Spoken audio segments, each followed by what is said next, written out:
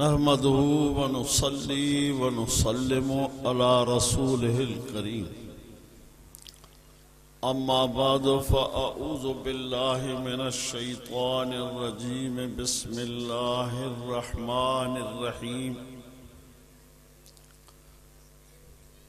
इन्नमा उमिरतु अन अअबुद रब्ब हाज़िहिल बल्दतिल्लज़ी हर्रमहा वलहू कुल्लु शैइन व उमिरतु अन अकून मिनल मुस्लिमीन व अन अतलुवल कुरआन फमन इह्तदा फइन्नमा यह्तदी लिनफ्सिहि वमन ज़ल्ल फक़ुल इन्नमा अना मिनल मुन्ज़िरीन। सदक़ल्लाहुल अलियुल अज़ीम। वक़ाल अल्लाहु तबारक व तआला फ़ी शान हबीबिही सल्लल्लाहु अलैहि वसल्लम इन्नल्लाह व मलाइकतहु युसल्लूना अलन नबी या अय्युहल्लज़ीना आमनू सल्लू अलैहि व सल्लिमू तस्लीमा।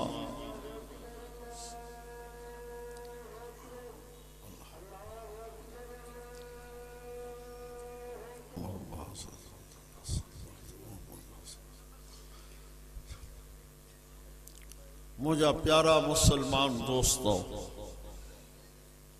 अल्लाह रब्बुल आलमीन तव्हां असां समूरन ते वॾो फज़ुल कयो आहे जो हिन बेदीनी जे दौर में दीनी अदारा दारुल क़ुरान जे नौनिहाल बचड़नि जे दिस्तारे फ़ज़ीलत जे मौक़े ते तव्हां ऐं असां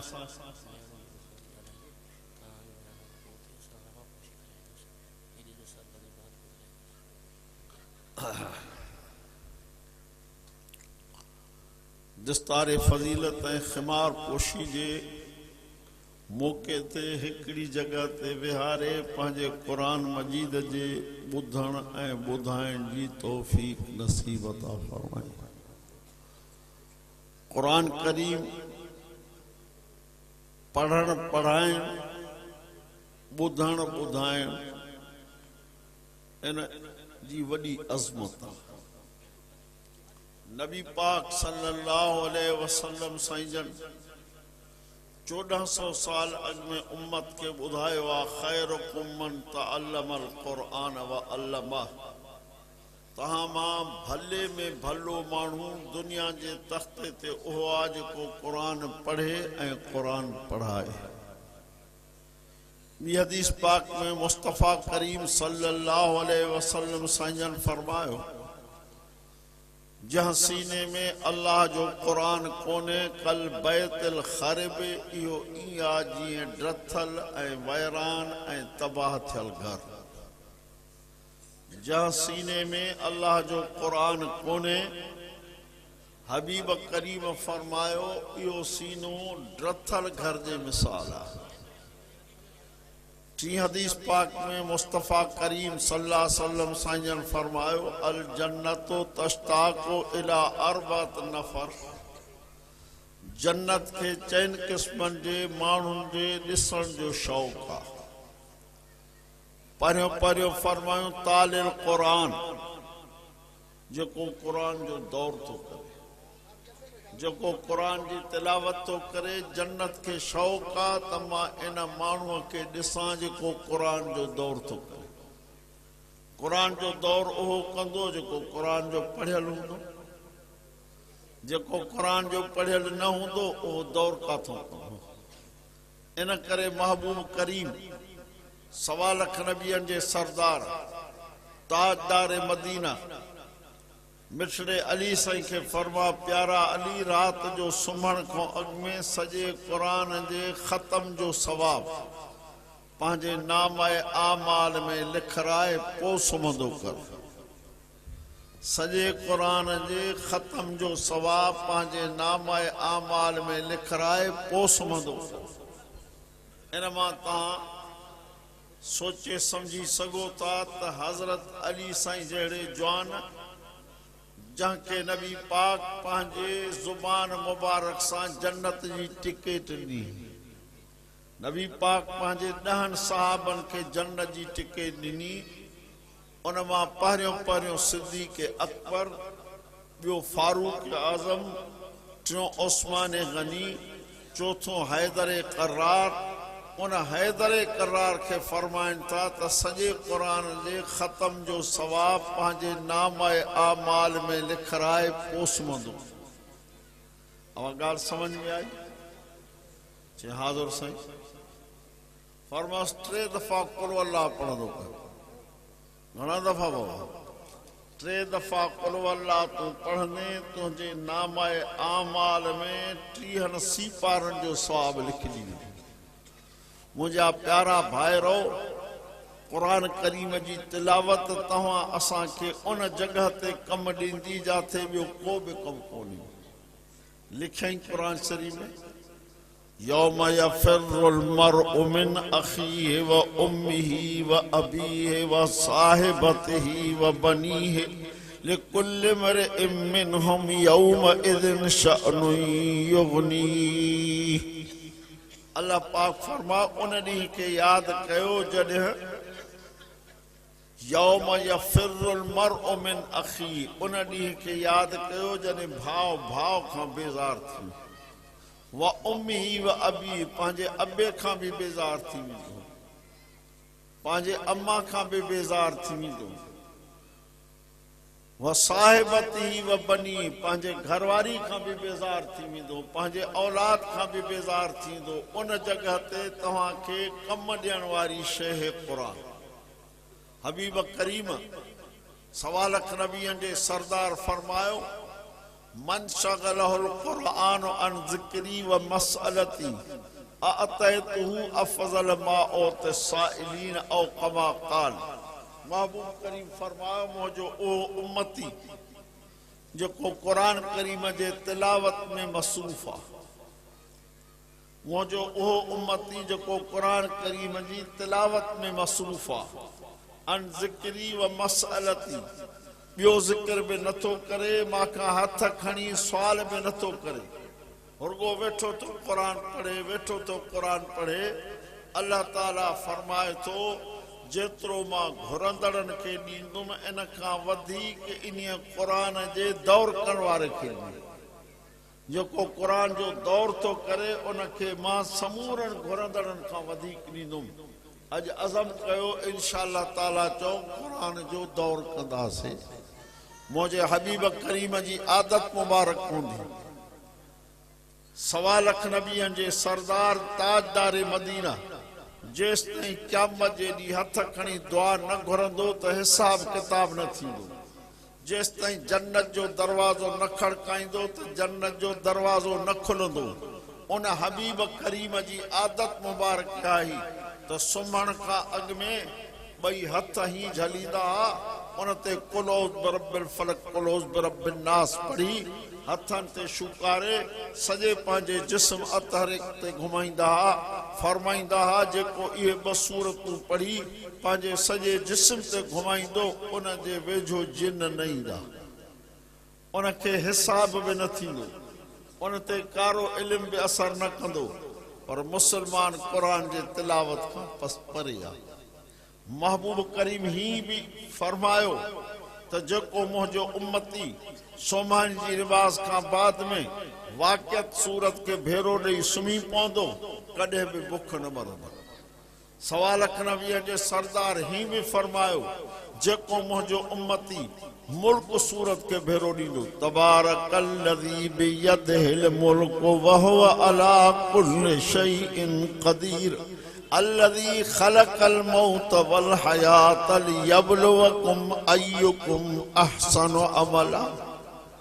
जेको इन सूरत के हिकिड़ो भेरो ॾेई सुम्ही पवंदो, हबीब करीम फरमायो जॾहिं मुंहिंजो इहो उम्मती मरंदो इहा सूरत नूरानी शक्ल वठी क़बर में वञी रब जे आॾो सिफारिश कंदी, रब करीम खे अर्ज़ कंदी रब मां तुंहिंजे क़ुरान जी सूरत आहियां।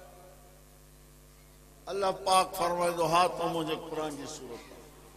पो अर्ज कंदी रब बिन अर्जन मो हिकड़ो मुझो कबूल कर या तमा के पांजे कुरान मो कढी छॾ या हे जेको मुझो दोस्त हो जेको माके पढ़ंदो पढ़ंदो पढ़ंदो हिन दुनिया जे जहान के छॾे अज कब्र में पहुतो आ इन जा ॾोह माफ़ कर इन जा ॾोह ग़लतियूं कोताहियूं कमज़ोरियूं हुयसि पर मासां ताल्लुक थस मासां दोस्ती थस एस ताईं न सुम्हंदो हो जेस ताईं मुंहिंजी तिलावत न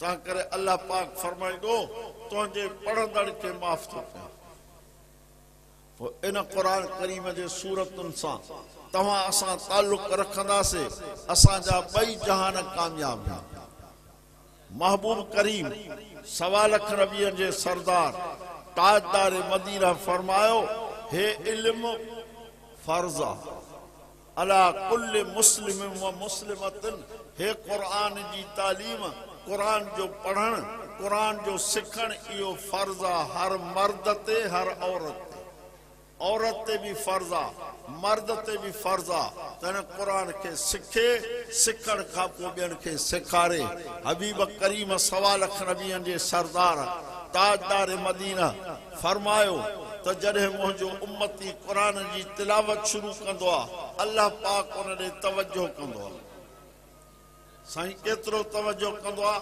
फरमाए को ॻाइण वॼाइण जो शौक़ीन हुजे ॻाइण वॼाइण जो जंहिंखे राग जो शौक़ीन हुजे उन जे शौक़ वारो राग हले त केॾो तवजो कंदो फरमाए जेको अल्लाह जे क़ुरान जी तिलावत कंदो अल्लाह उन ॾे इन खां बि वधीक पंहिंजे रहमत वारो तवजो कंदो मुझे पाक पैगंबर सब चो सल्लल्लाहु अलैहि वसल्लम साईं फरमायो त जन्नत के 3 क़िस्मनि जे माण्हुनि जे ॾिसण जो शौक़ आहे पहिरियों पहिरियों फरमायो तालिल क़ुरान जेके कुरान जी तिलावत था कनि जन्नत के शौक़ आहे त मां इन खे ॾिसां मुंहिंजे हबीब करीम 1.25 लाख नबियनि जे सरदार ताजदार मदीना पंहिंजे पाक ज़ुबान सां 1400 साल अॻु में ऐलान फरमायो जेको मुंहिंजो उम्मती सुबुह जी नमाज़ पढ़ी सूरत यासीन शरीफ़ के हिकिड़ो भेरो ॾींदो उन जे सॼे ॾींहं जा कम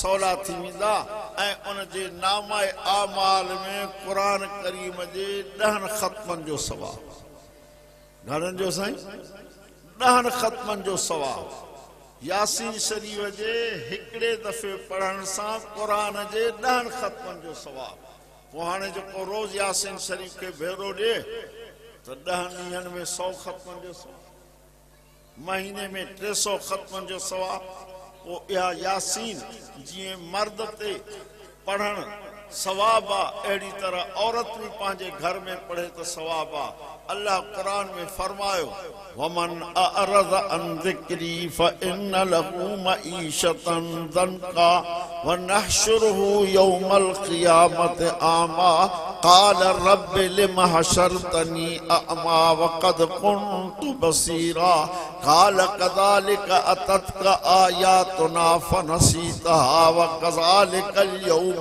तुनसा रब फरमाए मुझे जहां बि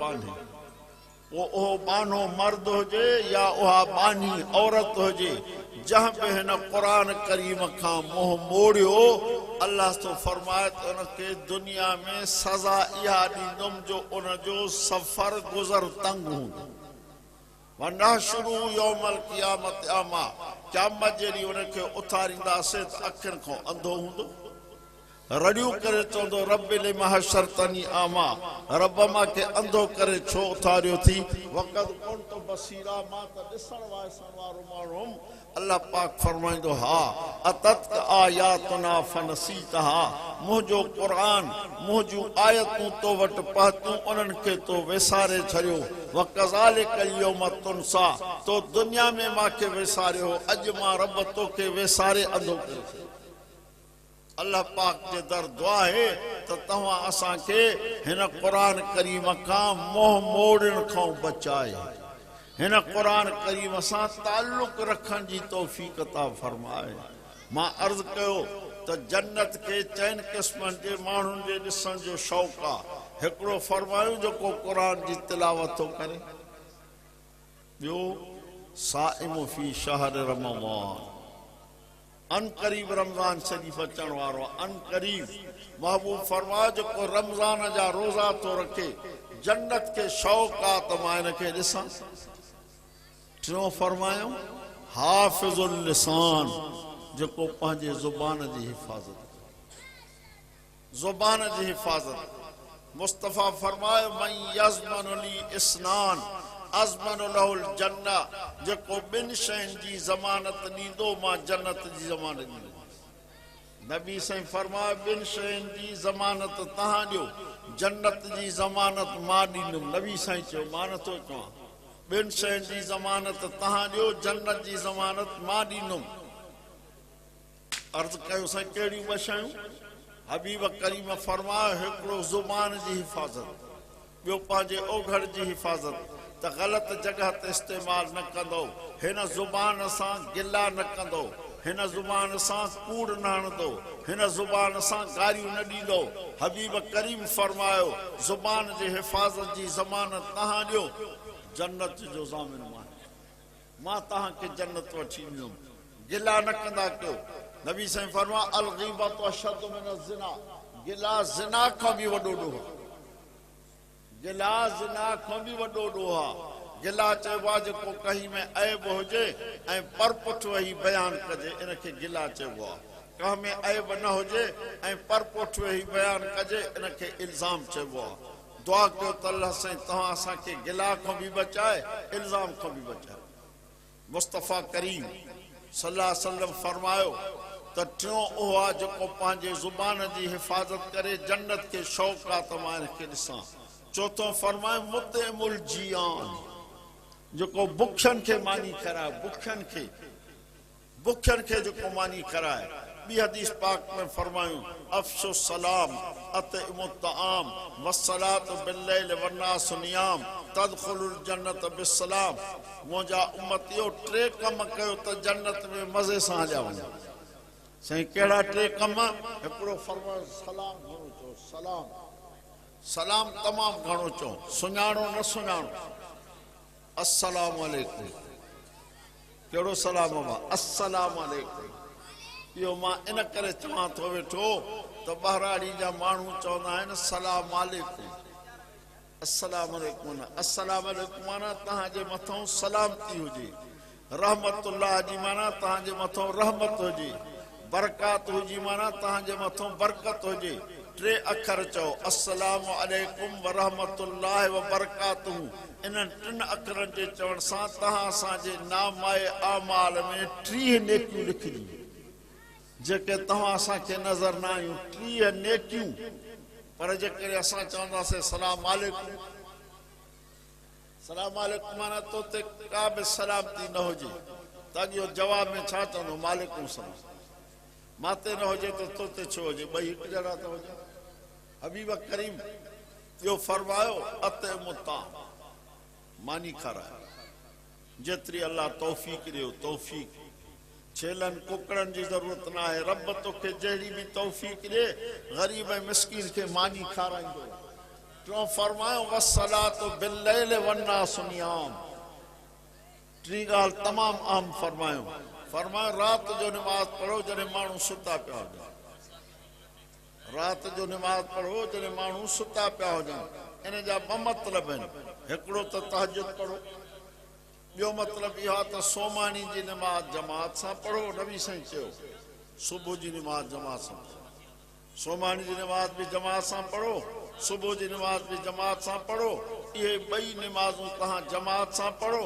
अल्लाह पाक मलाइकनि खे हुकुम थो करे त मुंहिंजे इन बाने जे खाते में लिखी छॾियो त सॼी राति इबादत कयो, मुंहिंजे बाने जे खाते में लिखो त सॼी राति इबादत कई।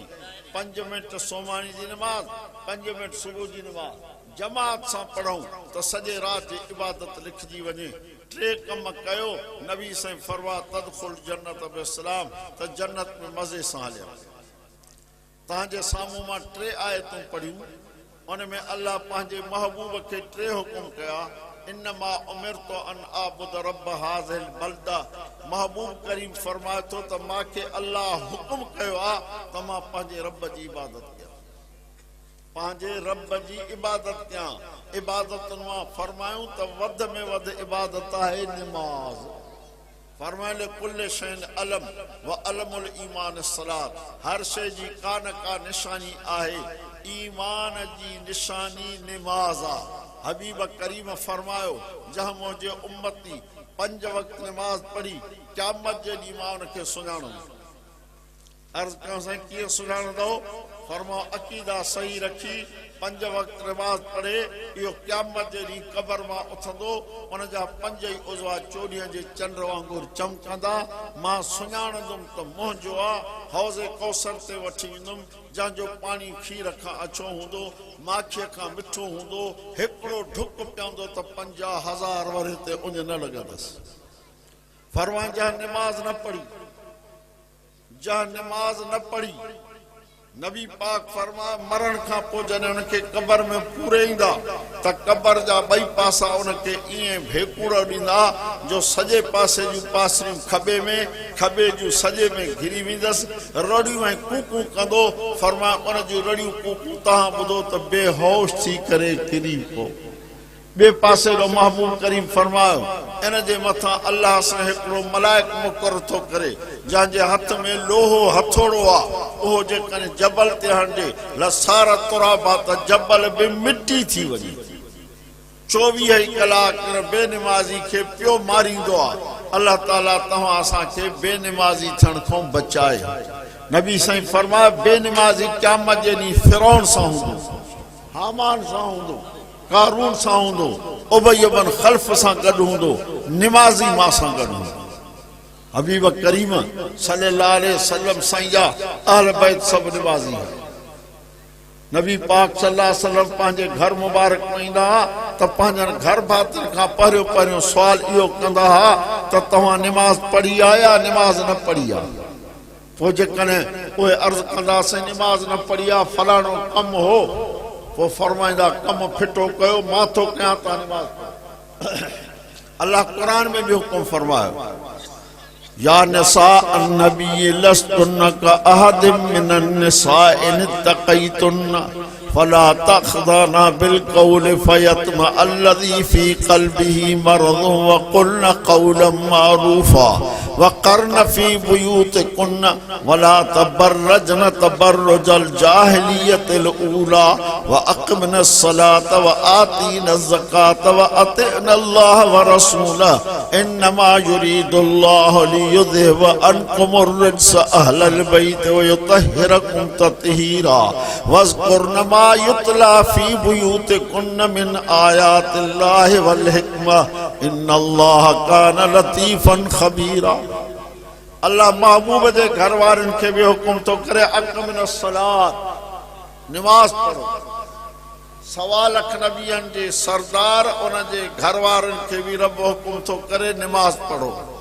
पंहिंजे माल जी ज़कात ॾियो, अल्लाह जे रसूल जी फर्मा बरदारी कयो। वज़कुरन मा युतला फ़ी बुयूतिकुन्न, तव्हांजे घरनि में जेको क़ुरान पियो आहे इन जो दौर बि कयो। दुआ है त अल्लाह साईं तव्हां असांखे निमाज़ पढ़ण जी तौफ़ीक़ अता फरमाए, तिलावत क़ुरान जी तौफ़ीक़ अता फरमाए। उलमाए हक़ जमयत उलमा इस्लाम सां तव्हां असांखे हर वक़्तु गॾु रहण जी तौफ़ीक़ अता फरमाए। अल्लाह ताला खां दुआ है त अल्लाह सां हिन दीनी अदारे खां ता क़यामत क़ाइम दाइम आबाद फरमाए। व आख़िर दावाना अनिल हम्दुलिल्लाहि रब्बिल आलमीन।